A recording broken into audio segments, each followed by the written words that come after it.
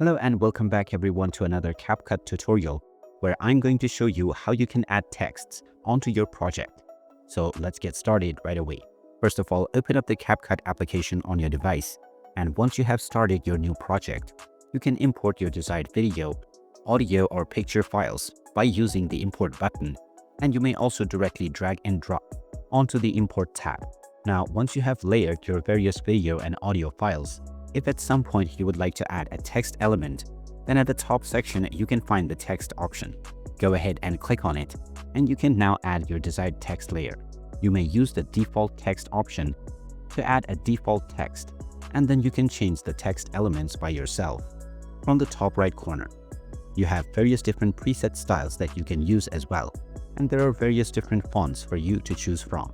You can also change the font size, and you may use the bold, and you may also use the bold, underlined and italic texts.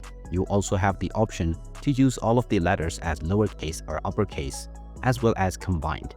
After changing all of your desired option, you may also add animations as well as effects onto your text. To add a speech bubble, you may also go into the bubble option and then choose your preferred text bubble style. There are also various different effects that you can use for your text element. You can click on any of the effects and it will be applied to your text right away. At the top section, you also have the animation option that you can use in order to add various animation elements to your text. For example, you can make the text appear as if they're being typed using a typewriter from the typewriter animation tab. After adding your desired animation effect, your changes will be saved to your text element.